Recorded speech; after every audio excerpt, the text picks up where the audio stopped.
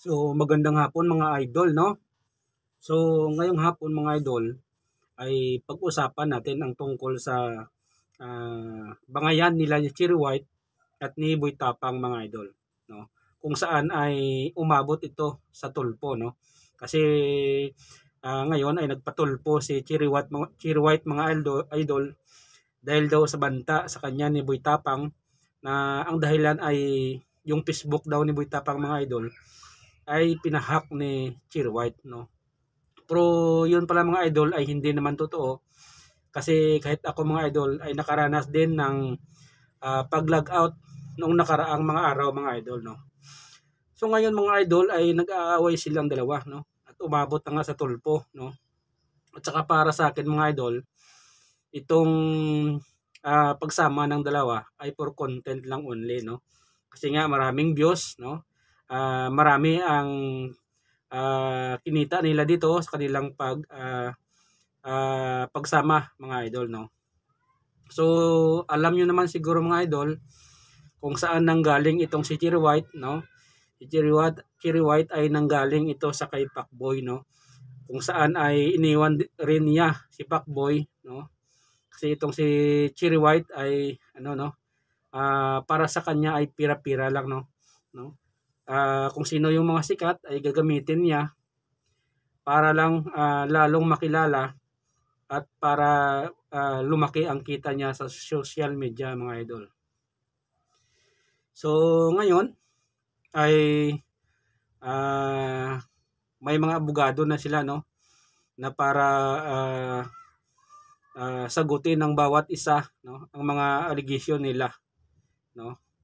Dahil itong si Cherry White ay grabe, sobrang galit na galit ngayon sa kay Boy Tapang dahil pinagmumura daw siya, no, at sinabihan na adik yung mama niya. So masakit nga naman yun mga idol, pero baka naman may proof itong si Boy Tapang, no, kung bakit dumating sa ganitong mga sitwasyon mga idol. At saka alam naman natin mga idol na itong si Boy Tapang ay bata pa, no, at itong si Cherry White ay matanda na ito mga idol, no. So ngayon ito ay pinag-usapan, no, sa lahat ng social media mga idol. Kasi nga itong dalawa ay sikat, no, at lumapit pa sa kay Rabbit Tulpo, no, para lalo lang sumikat mga idol, no. At hindi naman ligit sa kalaman ng lahat mga idol na ito ang ginagawa ni Cherry White ay for content lang only, no. At saka siguro nga nagkagustuhan sila ng ilang buwan, pero para kay Cherry White ay money lang, no. Kasi nga sikat si Boy Tapang, no. Kung ma-vlog niya ay lalo siyang makilala mga idol.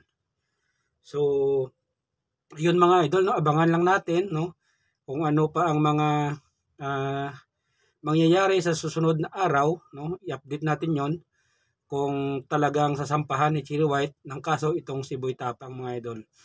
Kasi sa atin naman kaalaman mga idol, itong si Boy Tapang ay ang ikinabubuhay niya ngayon ay ito ang social media mga idol, no.